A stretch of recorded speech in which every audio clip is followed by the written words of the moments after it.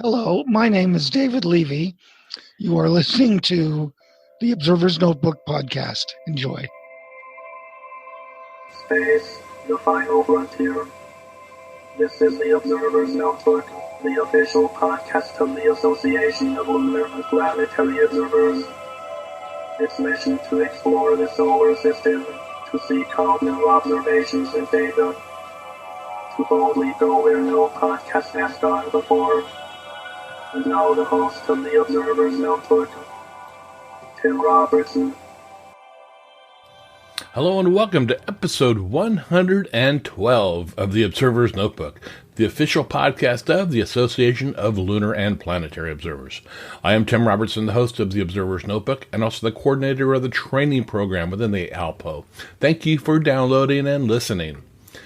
The ALPO collects and analyzes observations of various solar system bodies and associated phenomena, and publishes detailed reports concerning these bodies in its quarterly publication, the Journal of the Association of Lunar and Planetary Observers, also affectionately known as the Strolling Astronomer.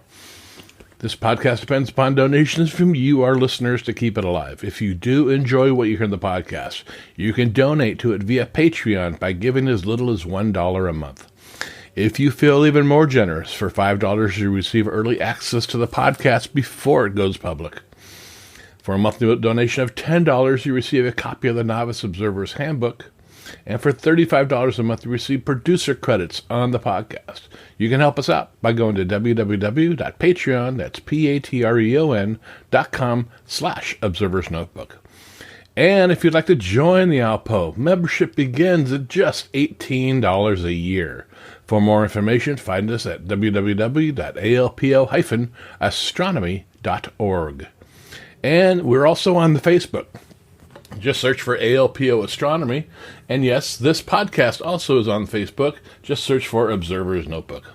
And if you enjoy what you hear, please subscribe. That way you'll never miss any episode of the Observer's Notebook podcast. And now, episode 112. We're going to talk about the moon and someone from Argentina. Hope you enjoy.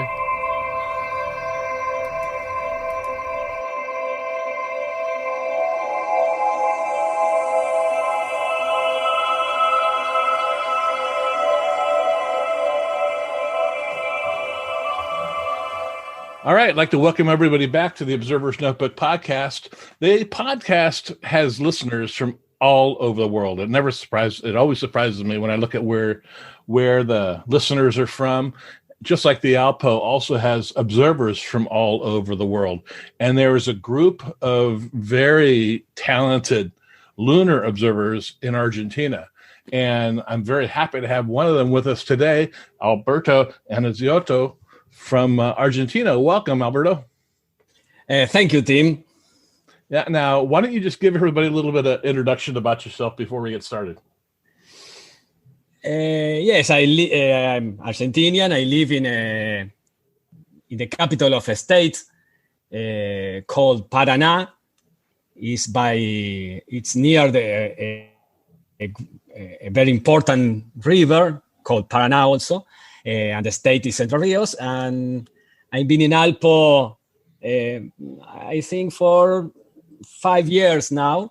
I'm very recent ALPO member, and I'm very grateful ALPO member, as I later will explain.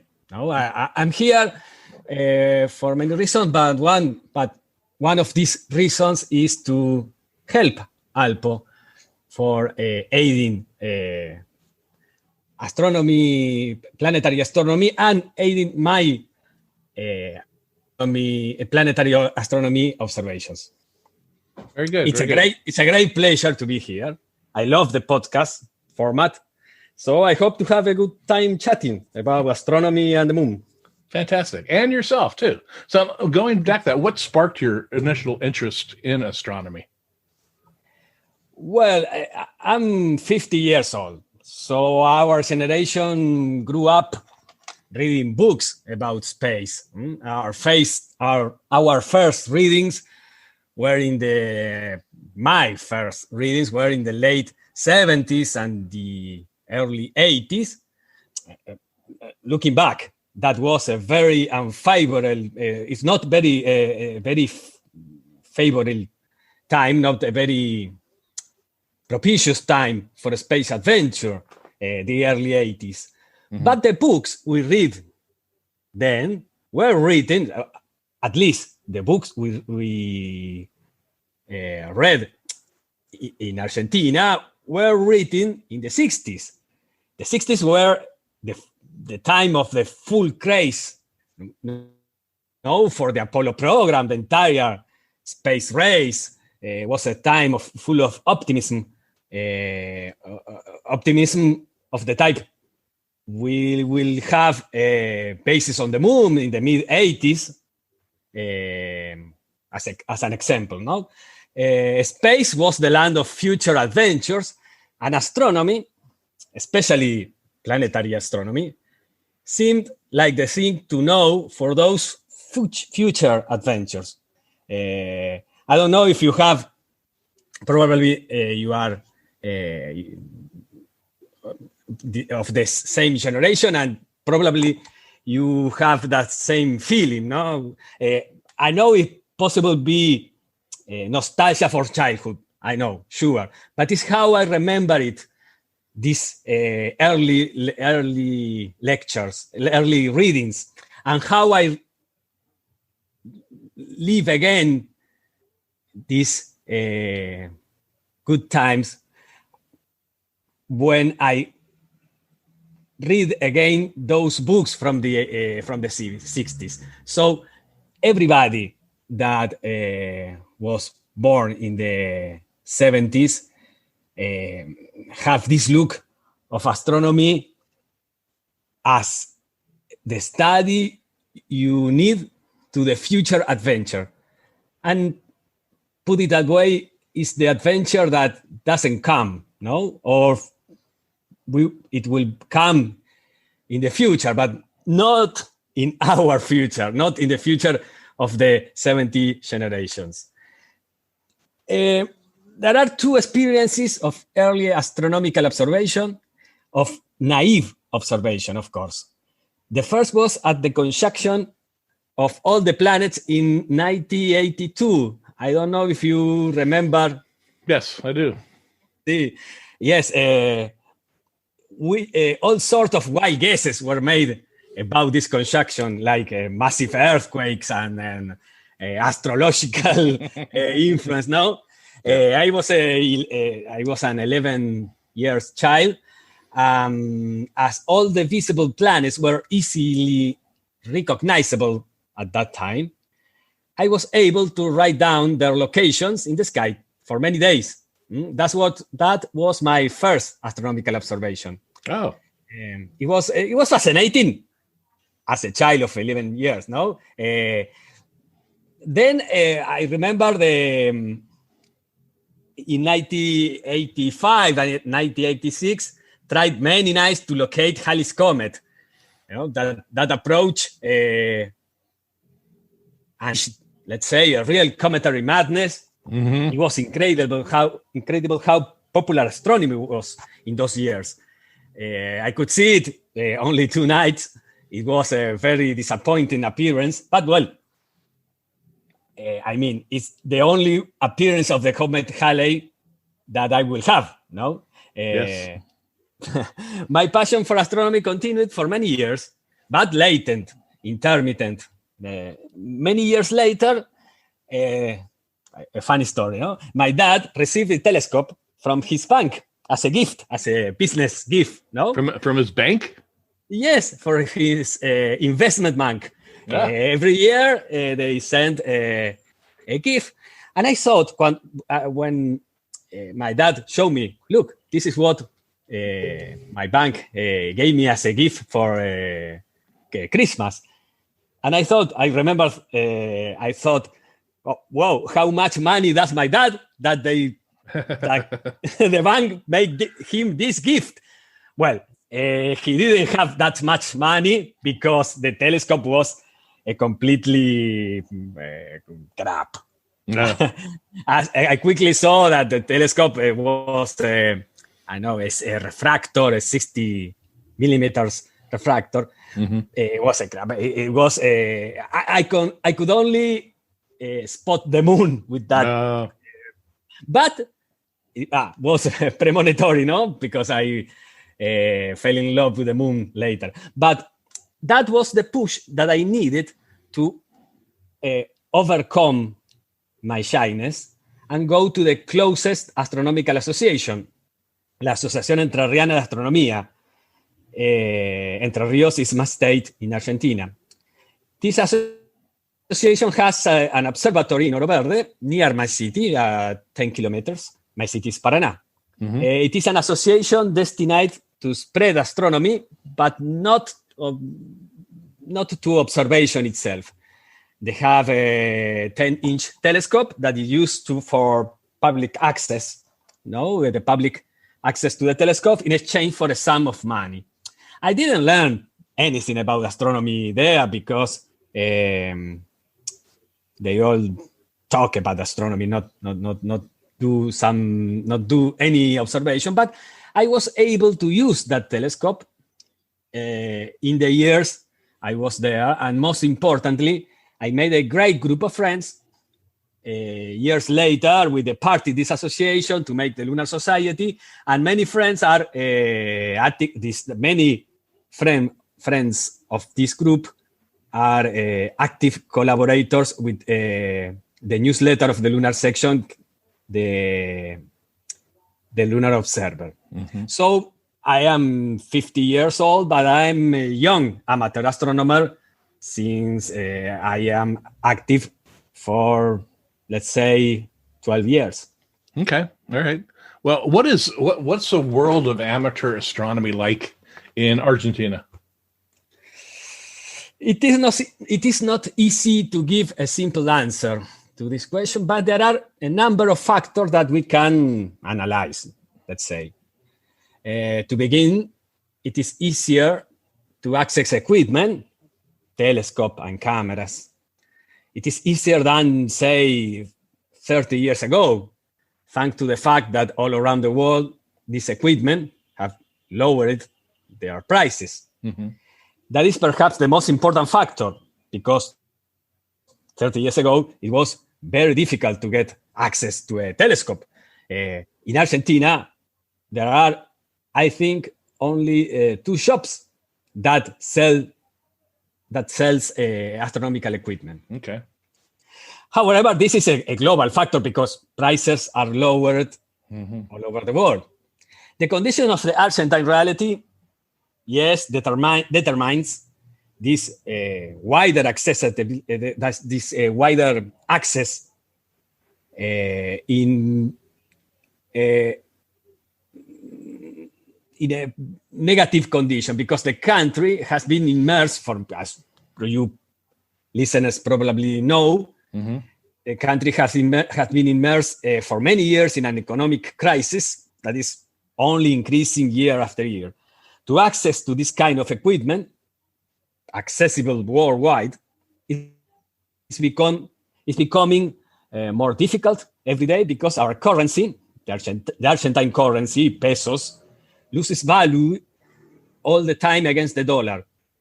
I pick an example that will illustrate to you how critical is this race of the pesos against the dollars. A small house in a dangerous neighborhood can be bought with $4,000 or $5,000.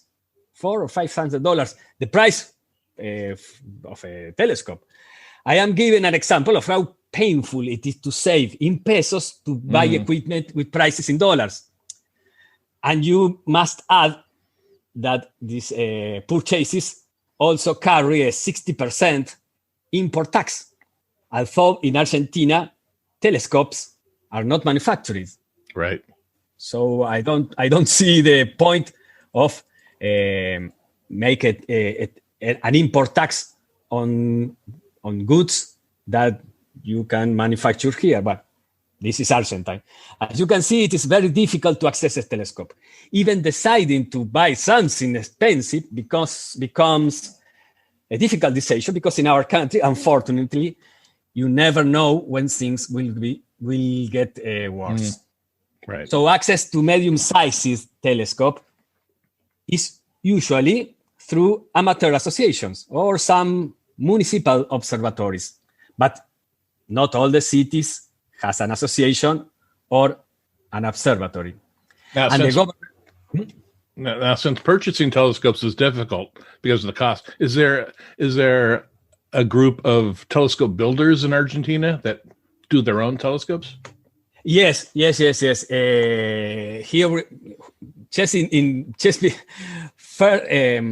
previous to the pandemic and the quarantine, we were about to launch a workshop of telescope building. Okay. Because but this requires a patience and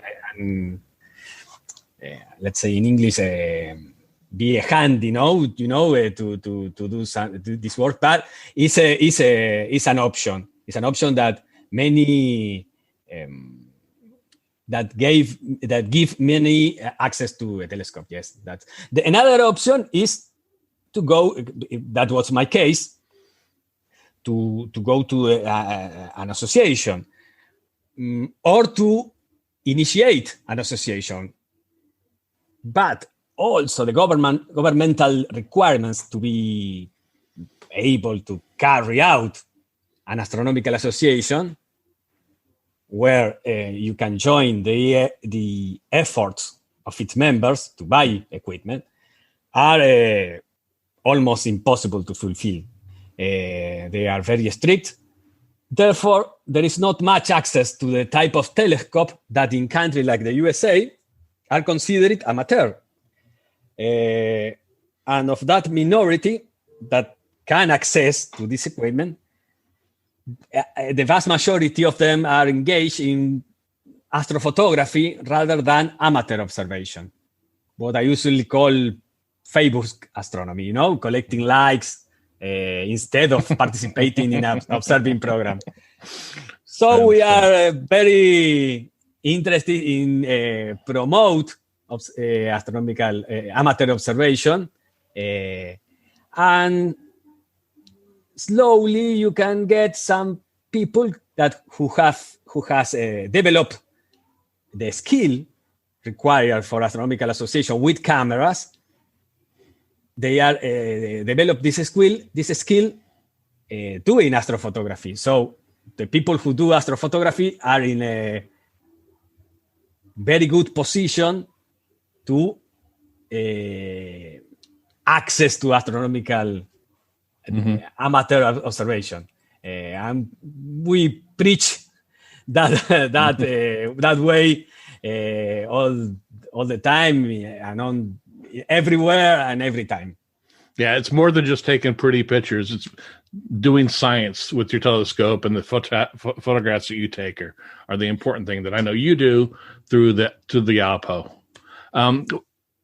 Now you mentioned the little 60 millimeter refractor that your father got. Was that your first telescope, or did you have another telescope that you consider your first?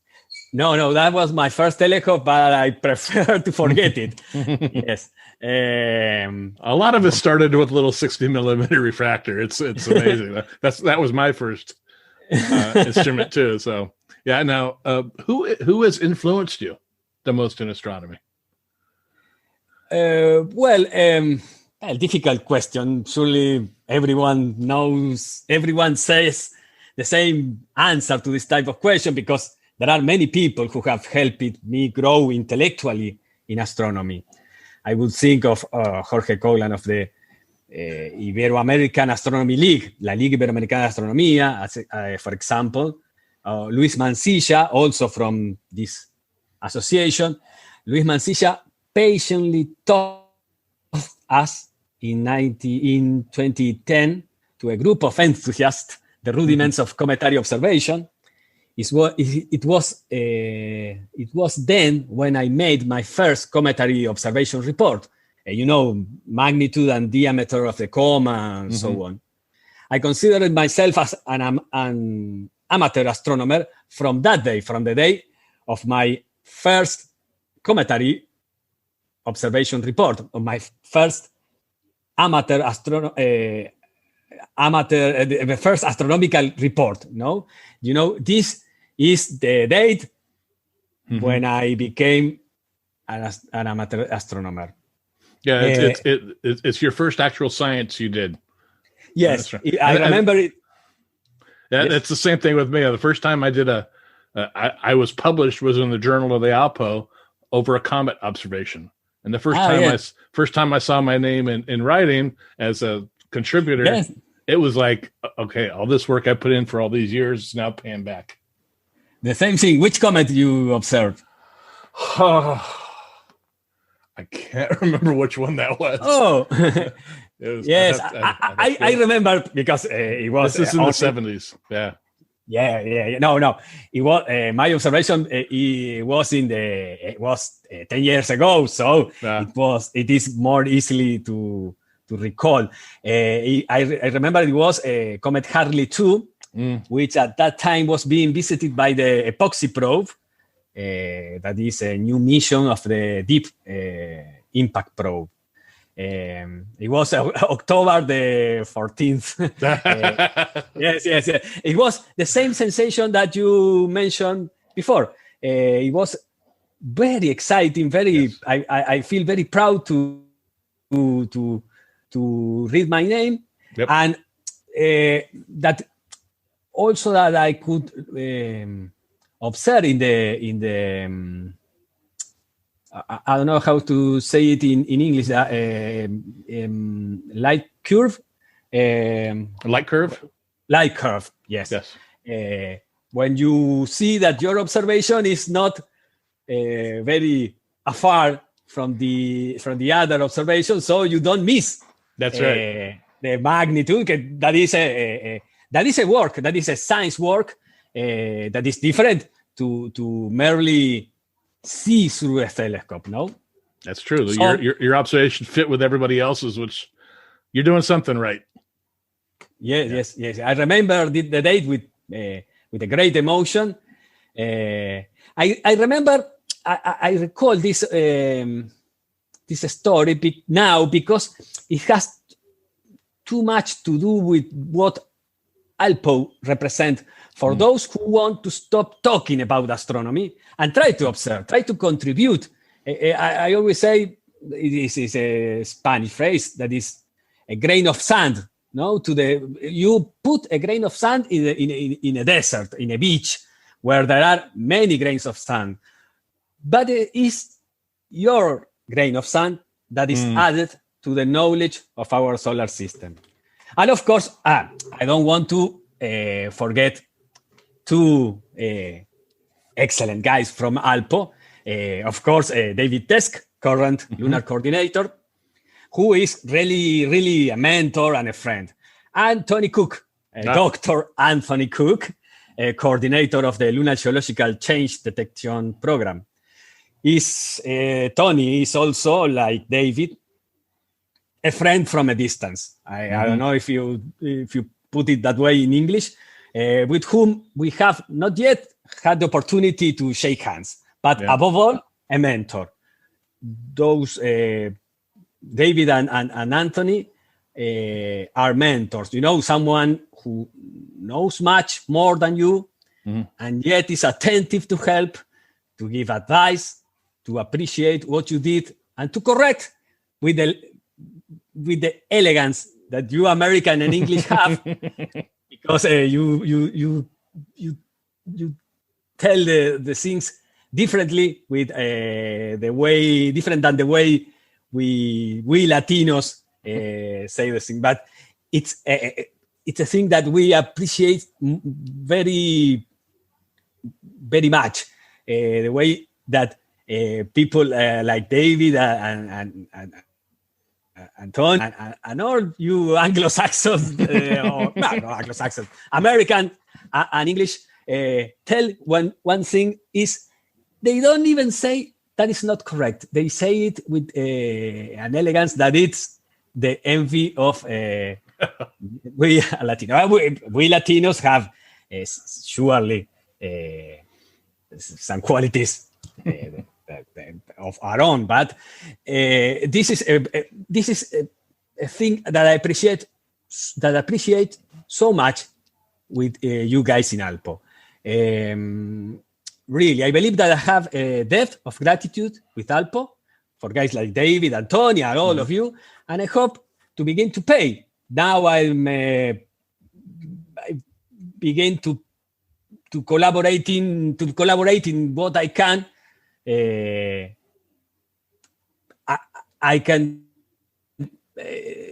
I must pay this debt of gratitude with ALPO.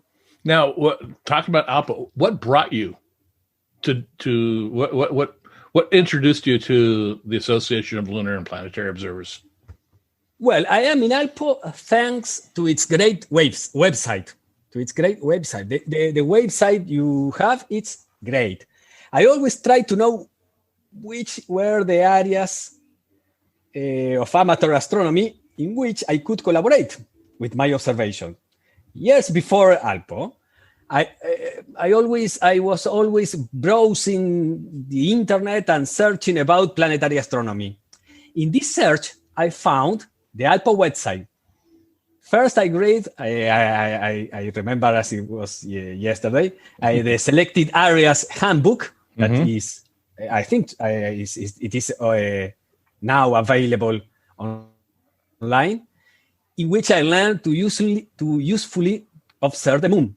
I printed together with other materials from the ALPO website, and I remember carrying it in my backpack when I went to the observatory of the association of which I was part until a few years ago, and I show it to my friends, say, look what we can do this, because lunar observation is, I don't know how to put it, it's a bit,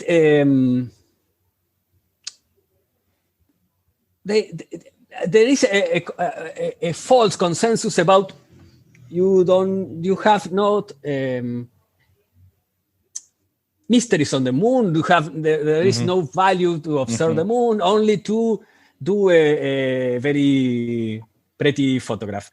Right. And I found this, and I say, wow, this look, there is too much to know, too much observation. Even now, I have I want to observe more than I can because there are so many issues on lunar observation. Well, right. I remember showing it to my friends as if I were a salesperson. I know how you put it in English, a vendor. You know, the kind of salesman that went house to house selling encyclopedias. No, I am also, I remember this kind of vendors. And I was trying to arouse their enthusiasm, which I finally achieved with a group of friends. The same friends that now, far from that observatory, we share the lunar passion, and we made a group that now we call the Lunar Society, and we are active collaborators with the Lunar Observer. You guys have done a brilliant job with that website. Oh, good. Now, I agree with what you said.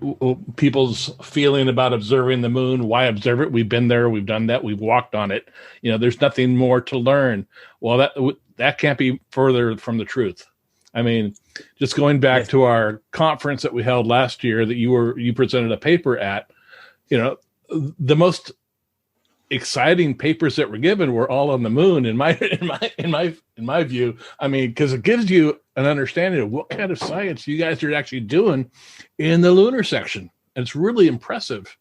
Now, the lunar section has a newsletter, the Lunar Observer, and you are strewn. Your observations are covered inside of that newsletter. And I really highly recommend that our listeners, if they're interested in observing the moon and seeing what kind of work can be done, contact the Lunar Section and subscribe to the Lunar Observer. It's free. It doesn't cost you anything. It's a PDF file. I think it's monthly it goes out.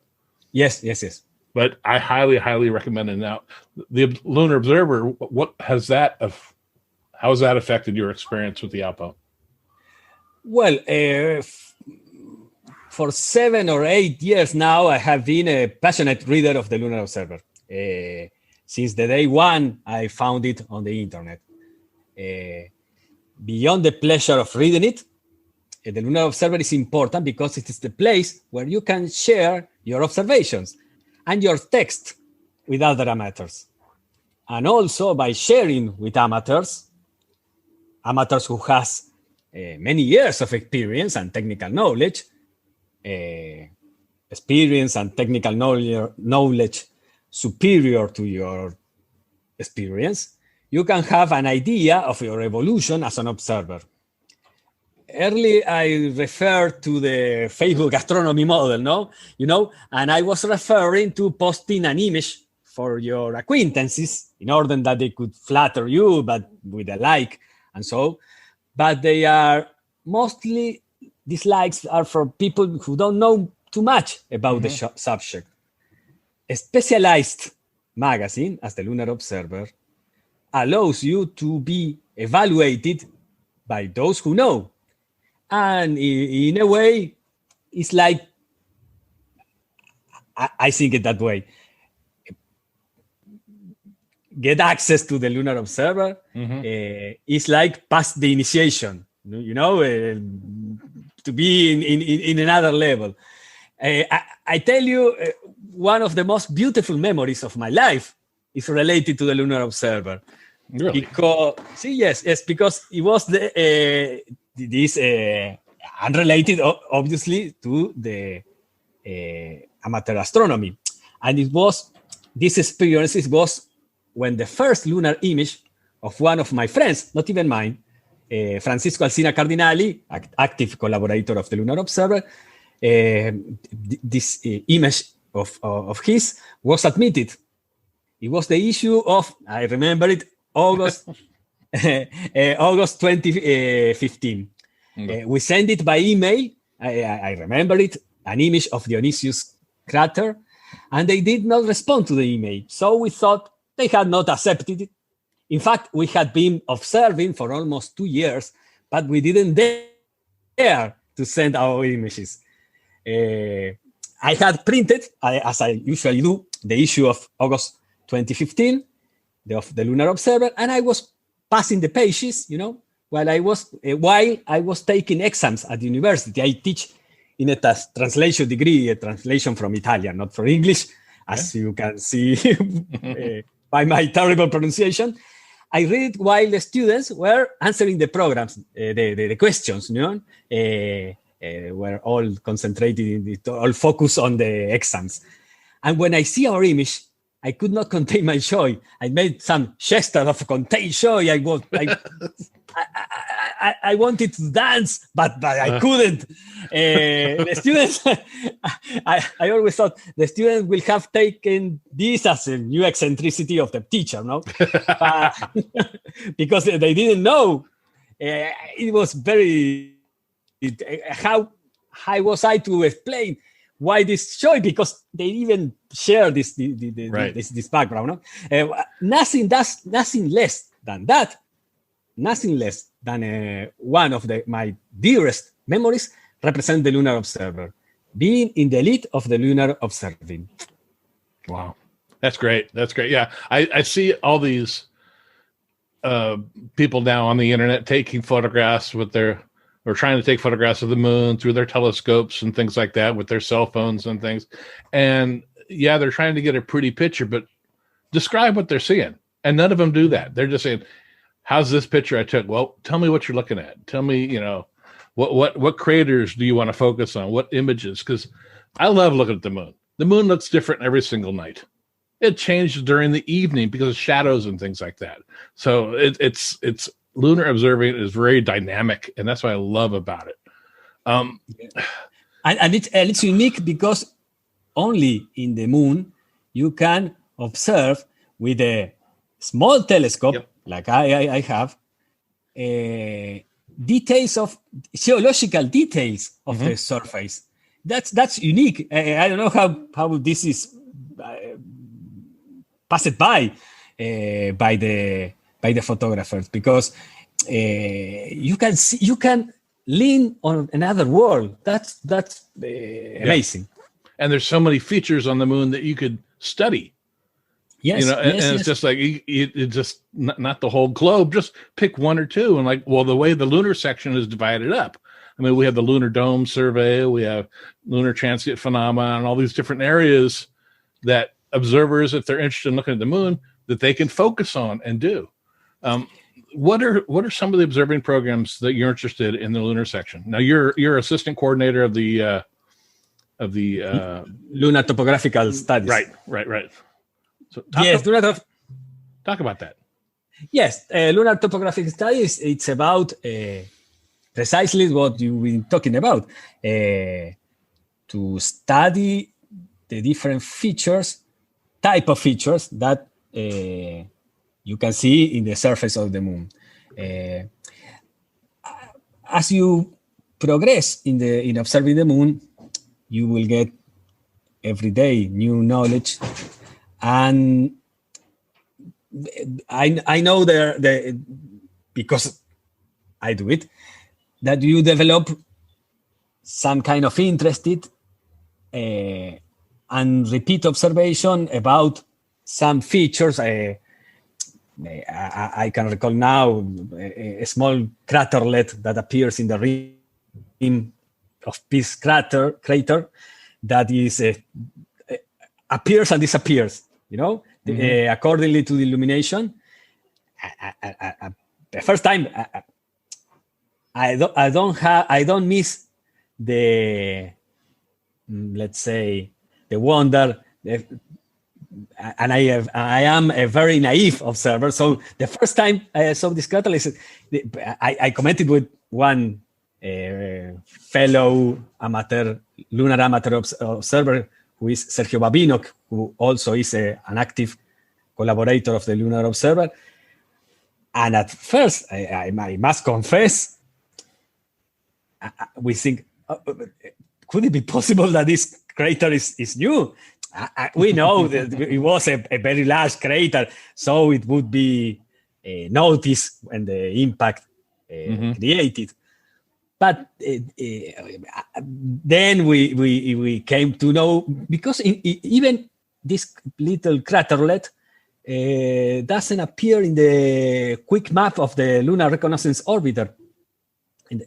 So because of the illumination, it's a craterlet that appears with a certain degree, certain colongitude, certain lunation phase, and we continue to observe.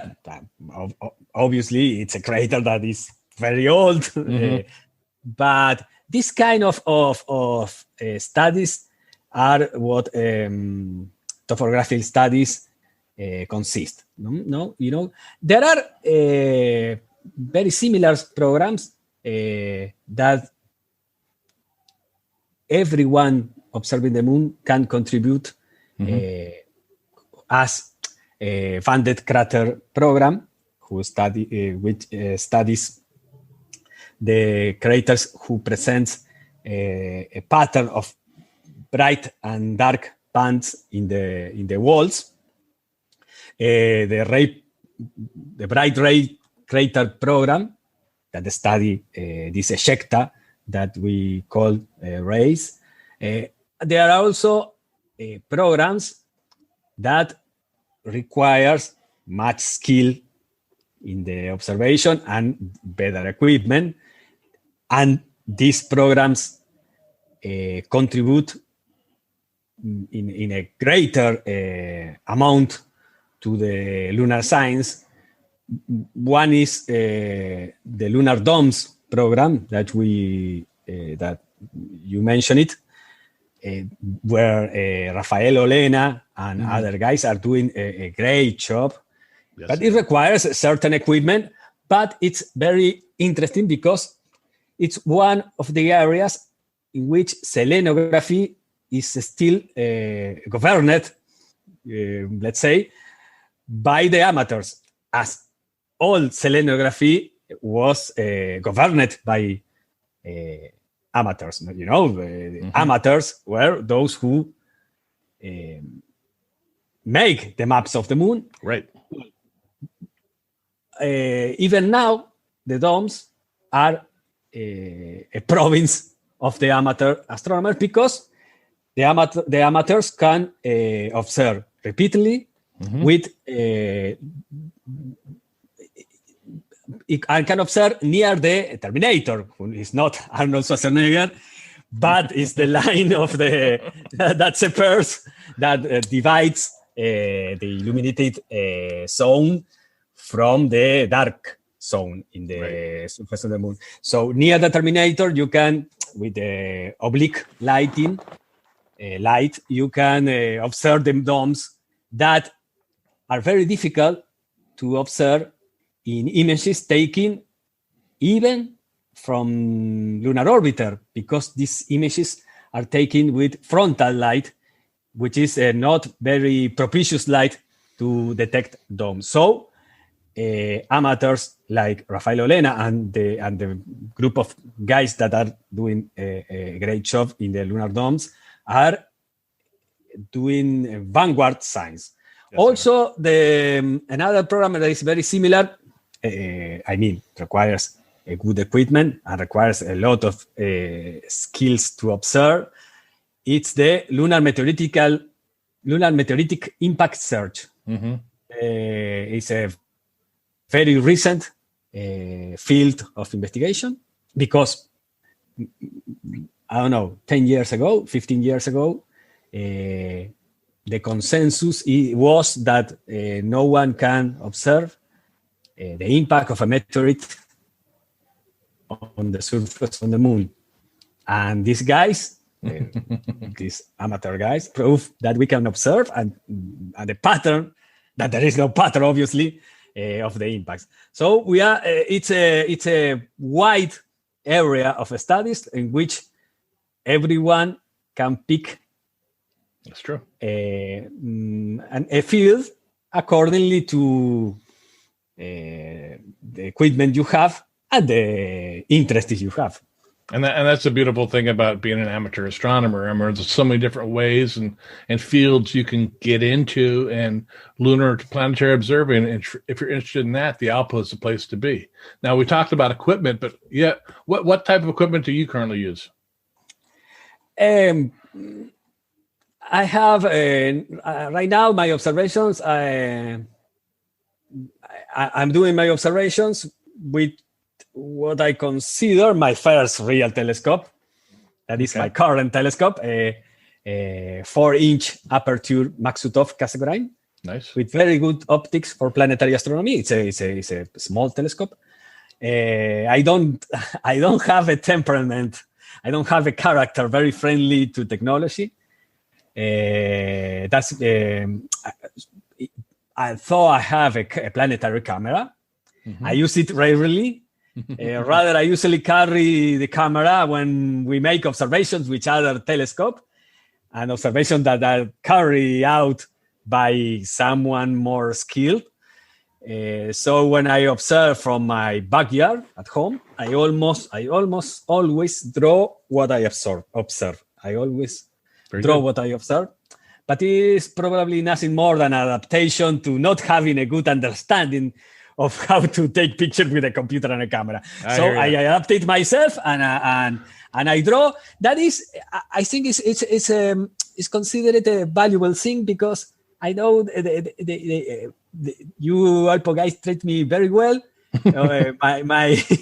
my sketch, because it's something that is missing. No, that's something is dying. No, the draw what you see. It's amazing. I can see.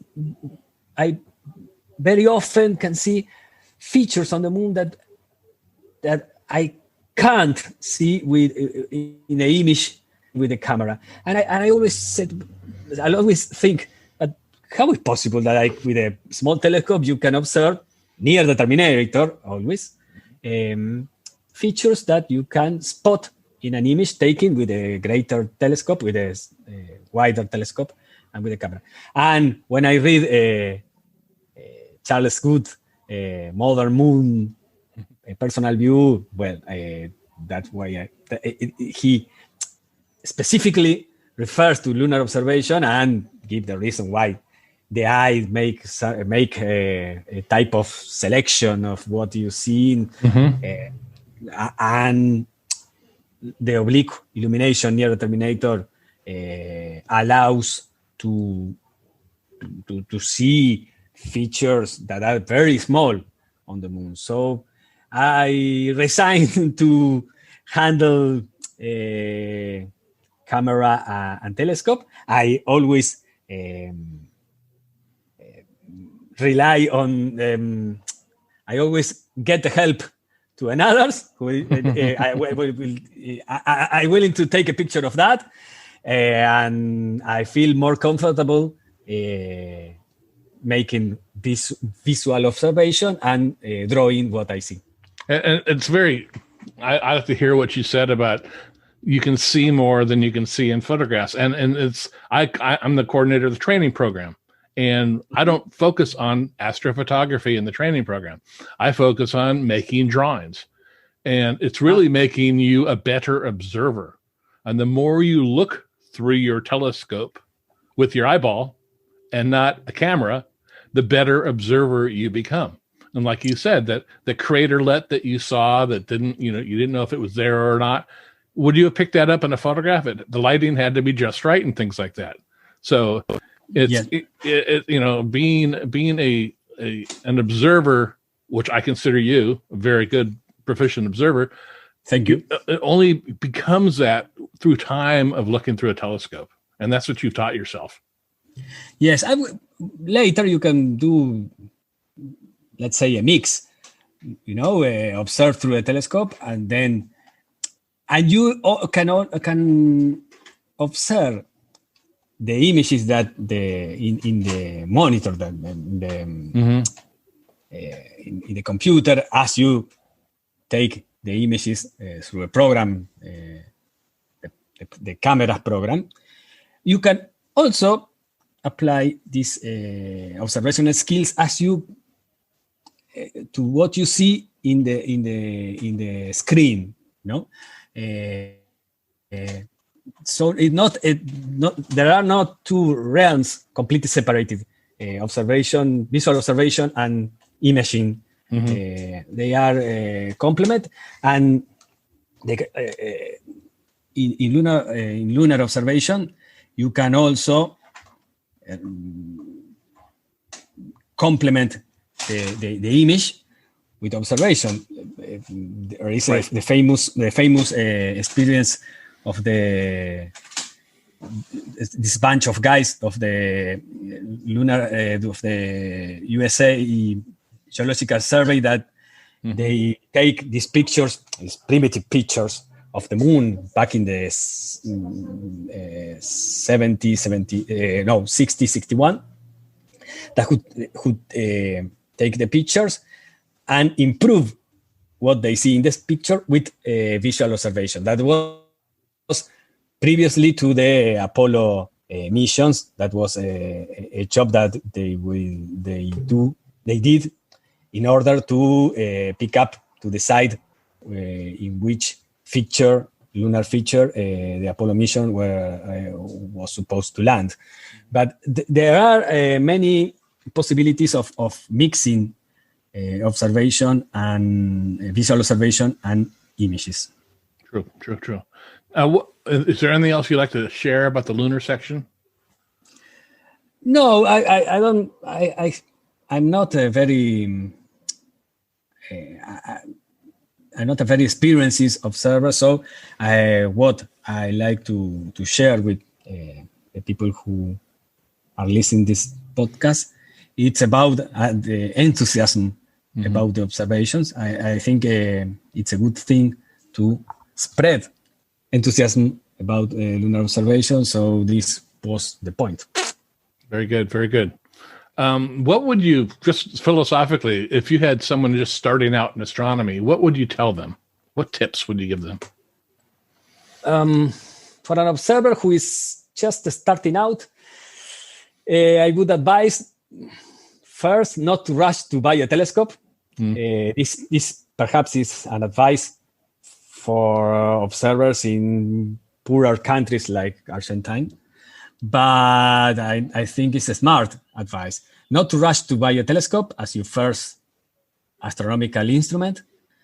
Start astronomical observation with a pair of good quality binoculars.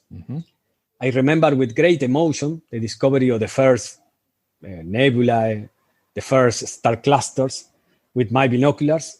The moon also presents beautiful landscape with binoculars. So don't start with a pair of binoculars. I would strongly recommend keeping a record, a log of the observations that are made in any medium, in any form. I personally prefer a simple notebook, paper notebook. You could call it the observer's notebook. Oh, wait. Yes, that's right. That's right. This habit has several uses. Surely, an emotional use, because it allows the memory of the night observation when one goes back in its pages. You can recall your nights of observation. That is the pure joy of our hobby. And recording data like scene, magnification, and all the details that are noted, even those that may be thought of as obvious or unnecessary, may eventually be necessary. For example, I am a passionate observer of meteors from our southern hemisphere, with little surface area compared to the surface of the oceans, and with a population substantially smaller than the population of the northern hemisphere. Many meteor observers are needed. And the meteors seem predictable, but I mean the showers, the meteor showers, but they are not as predictable as we think. And any data that is recorded can be valuable. How many meteors? This is a personal obsession, but I always think about how many meteor storms will have been forgotten in the southern hemisphere, because they remain in the memory of the observer without noting at least the time and frequency of the meteors. One guy, a bunch of guys once told me about a night of many meteors that not fit with a maximum of a meteor shower, a meteor storm, because there are so few studies in the southern hemisphere. Sometimes we miss the data because these observers, or let's say these not observers, don't take note of the meteors that they observe. So take notes, take record, and this is very important to a very important part of being an observer and not merely a stargazer. That's true. And I've had Bob Lunsford on the podcast a few times. He's in charge of the meteor section for the ALPO, and he's talked about he's receiving more observations from Argentina now than he ever has before too. So it's really interesting to see that everybody's getting into the meteor observer, because it's so simple to do, and it's such a fun, relaxing observation, and you can do science from a lounge chair sitting outside with a cup of hot cocoa. I mean, it's yes, that's right. It's a pity. I quit, or let's say, I suspend my meteor observation because the worsening of the skies in the city. Because I observe it from my backyard. I don't have to travel until 2 years ago. I don't have to travel outside to observe meteors. When I could record magnitude, limited of magnitude that is required for a rightful observation, that is 4.5, I think, magnitude, limit magnitude. That was in the night when there no, obviously there wasn't the moon. It wasn't the moon in the sky. You can achieve this magnitude limit in the city, but 2 years ago, let's say, it's almost impossible. So no. I have to. I will have to make my mind to travel outside the city to in certain days, not every night, as it was possible. Let's say 2 years ago. Finally, it may seem obvious, but it's very important to read as much as possible, and from time to time have the experience of writing, which helps, obviously, to clarify our ideas. At the end of the day, ours is a hobby, a sublime hobby, but a hobby at last. And all hobbies are more enjoyed when we know more about what we do. To put it in a gentle way, not in a pretentious way, or let's say, it's important to read. It's important to read because you enjoy more your hobby. Very true. Now, you mentioned early on books that you learned a lot from astronomy. What are some of the astronomy books that you would recommend, or that you've worn out? Sure. Surely the book that is most deteriorated by the use, in my case, is The Moon and How to Observe It, by a recently deceased ALPO member, Peter Grigo. It is part of a wonderful series, the How to Observe It series, and it's an impressive lunar encyclopedia. It was one of the first books I read about lunar astronomy, but I still come back to Peter Grigo's work all the time. A great book. Then I frequently use other books, such as, I mentioned it before, Charles Wood's Modern Moon, A Personal View. But I have read it recently, so it's not so deteriorated as Peter Grigo's. Yeah, we had also. I had Charles Wood on the podcast a couple years ago. Excellent. Yes, it's I read about this book. Always, anyone that read this book says the same thing. That is wonderful. But when I could read it,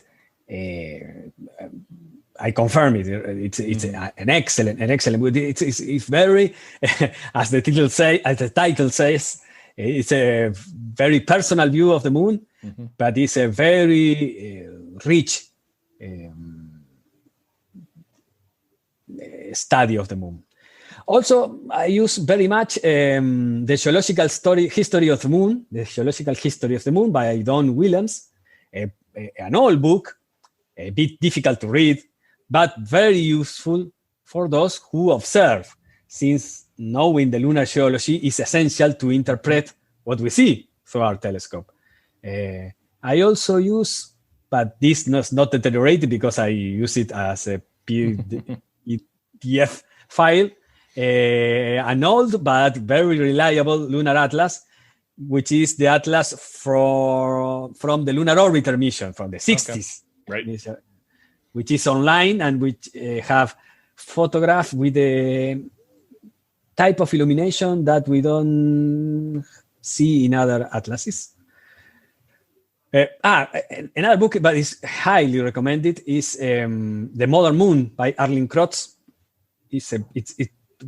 As Grigo's work and Charles Wood's, the book by Arlene Krotz is a mind-blowing book because it links astronomical and geological knowledge about the moon with the history of the space exploration in a masterful way. Wow. Arlen Cruz, like Peter Vigo, died very young. It's a very sad thing. Yeah. Wow. Alberto, this has been great. So, also for me. Outside of astronomy, what are some of your passions? Translation. That's what you do for a living? No, I am attorney at law. Oh, okay. Lawyer. But I studied as a hobby Italian language, and especially in particular the translation, literary translation. But then I started to teach translation in the university in which I studied. So it's some kind of rented hobby because I make some profits of it, and it allows me to translate literary books, which is a thing I enjoy too much. Also the Greek and Latin studies, which I am some kind of amateur historian, let's say. Okay. I try always to relate with astronomical things because it's a field that is led to historians, which they don't know much about astronomy.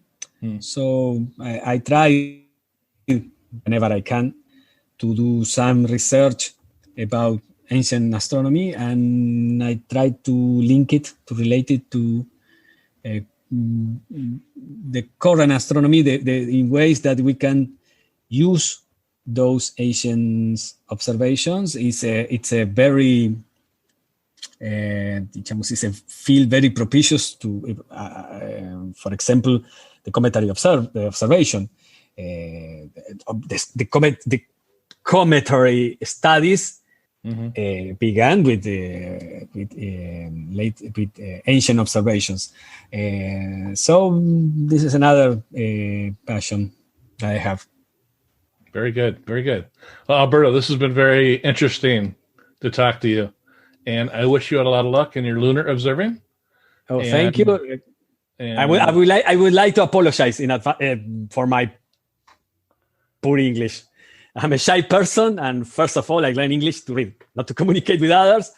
I read English well, write passably, but speak awful. I see like the guys who are listening to this podcast must think that I am some kind of that I speak with some kind of foreign bad guy, foreign villain from the B movie that speak English like this. No, you did absolutely great. It really did. And my English leaves a lot to be desired at times as well. So I want to thank you for coming on the podcast. Oh, thank you for this was a great moment. I enjoyed it too much. Thank you very much.